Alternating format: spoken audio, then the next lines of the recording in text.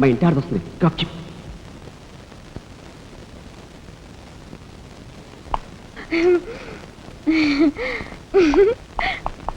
ఇదెక్కడ సవితిపోర్రా దేవుడా.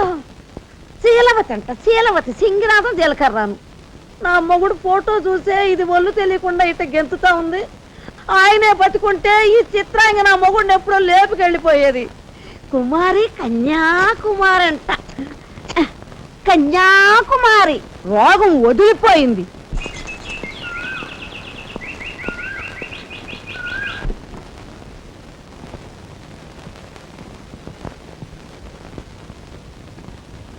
అన్నయ్య,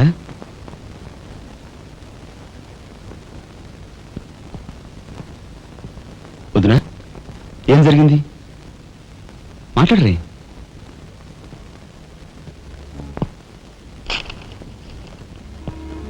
అన్నయ్య, ట్రైన్ ఛార్జీల వరకు డబ్బు నాకు అందింది కనుక ఢిల్లీ బయలుదేరి వెళ్తున్నాను. ఇన్నాళ్ళ నుంచి మన కుటుంబ బరువు బాధ్యతలను ఒక్కడవే మోస్తున్నావు. నేను ఐఏఎస్ పాస్ అయి నీ బరువులో పాలు పంచుకోవాలనుకున్నాను. ఇంకా 5 రోజులు గడువు ఉంది. ఈ 5 రోజుల్లో మీరు నాకు ఆ అవకాశం ఇవ్వలేకపోతే మన కుటుంబ బరువు బాధ్యతల్లో పాలు పంచుకోకపోగా నేను మీకు అదనపు బరువును అవుతాను. అది నాకు ఇష్టం లేదు.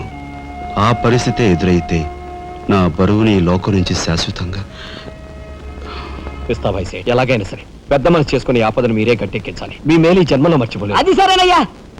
మీది తమ్ముడు కరెక్ట్ చదువు పూర్తి అవ్వాలంటే నీకు 25,000 కావాలి. కానీ ఏం చూసి ఇమ్మంటావు? ఉన్న ఇల్లు కాస్త తనఖా పెట్టావు. ఇప్పుడేం తనఖా పెడతావు? కాబోయే మీ తమ్ముడు కలెక్టర్గిరి తనఖా పెడతావా?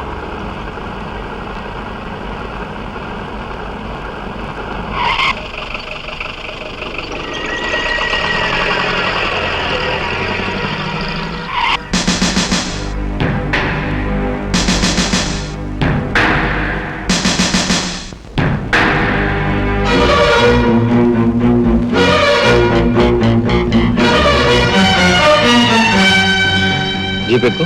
ఎందుకు ఎక్కాలి? It's my request. నీతో చిన్న పని ఉంది. కమాన్.